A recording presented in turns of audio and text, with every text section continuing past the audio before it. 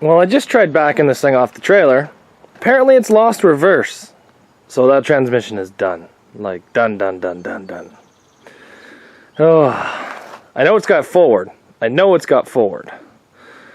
let's use the ratchet strap and try to pull this thing off a bit, I guess. This is about how far I got this car. I got the front end almost done. There's no water in this radiator yet because I still haven't figured a way to do it. The car's stripped. There's no cage. Pretty much sits like this. I have all the sticks painted for the derby coming up that I'm doing. But I want to get this car out of here. And the reason for that is I have some cars that I have to go to scrap. But I want to save a lot of parts out of them. For example, I have one car that I want to go to scrap. I want to save the motor and transmission. I have two cars that got to go to scrap. I want to save the motor, the axles. Little doodads all through, like my cage and stuff. This thing has to be fully stripped. And then I also have a third car that I want to go to scrap. So I need to have some space inside my shop to start pulling the stuff. That one there, motor, transmission, and axles are being saved. Pretty big amount of junk. So this thing will drive ahead, but not back up. So what we're going to do is we're going to pull the truck ahead, pull the Accord out, pull this thing in, so I'm out of the sun because it is pretty bright today, and start taking this thing apart. And let's just see how much stuff I can get out of it. I think I can even get most of my seat belts back. Yeah, nice and tight, right guys? Nice and tight. Keep those doors super tight. We'll start tearing this thing apart and seeing how much we can get off of it.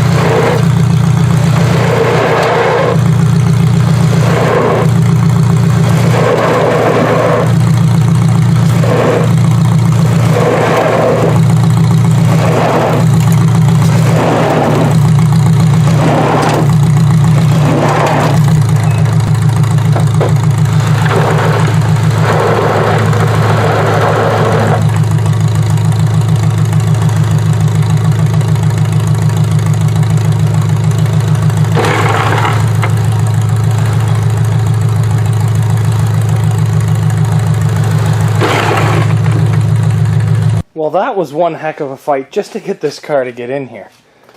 What we're going to do now is we're going to take the hood off.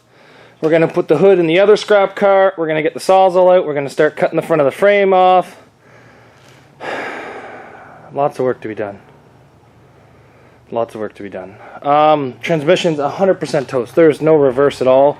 Reverse, it kind of jumps forward a foot. Neutral, it sits there. Park, she locks the front tires up. But every other gear is drive. So, I think this thing's had enough of me. This transmission's been ran out of fluid 4 times. And there's been a lot of revving when there's no fluid into it. And then when there is fluid and she's stuck, she just gets redline drive to reverse. So, I'm sorry, transmission. I'm really sorry. And if you guys don't notice something, you might notice that this car is actually on a huge angle. The passenger side's much lower. It's because something is seriously wrong with that passenger strut. It is stuck in the down position. I don't know why. Maybe it got bent and then forced down. I'm not sure, but I cannot get that strut to bounce back up. If that had to bounce back up, I probably would have done a lot better because I would have had more ground clearance, but I think with reverse going out of the transmission, there was not much more I could do. Not much more I could have done. Well, let's start taking this thing apart.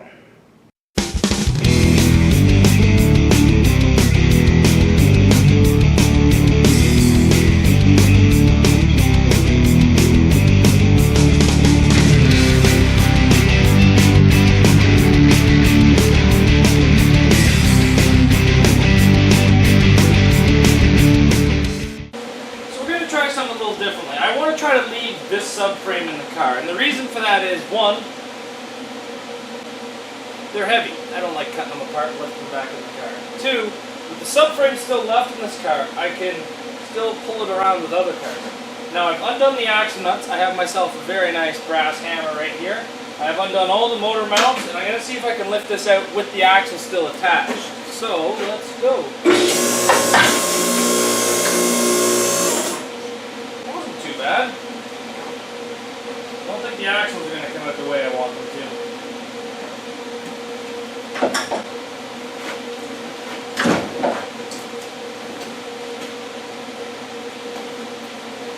Let's just get a pry bar in there and see if we can pry that passenger one out a bit.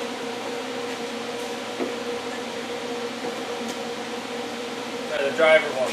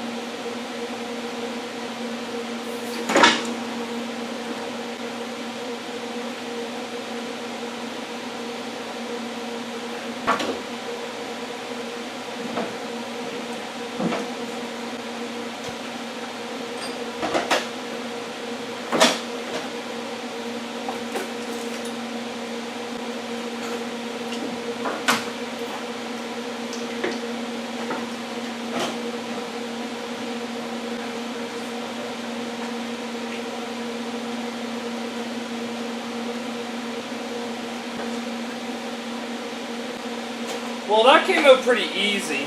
I did forget to take off the throttle cable.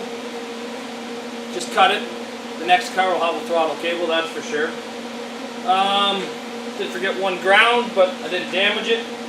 I would suggest maybe taking the axles out. I kind of think that was a little hard on them. So maybe take your axles out if you're going to do it like that.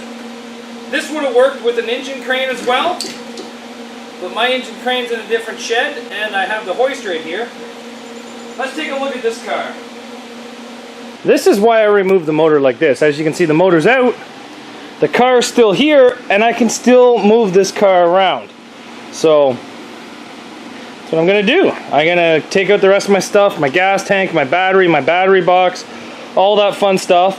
And then this will make it so much easier to load on the car. I am going to keep that motor mount. I am going to keep this axle.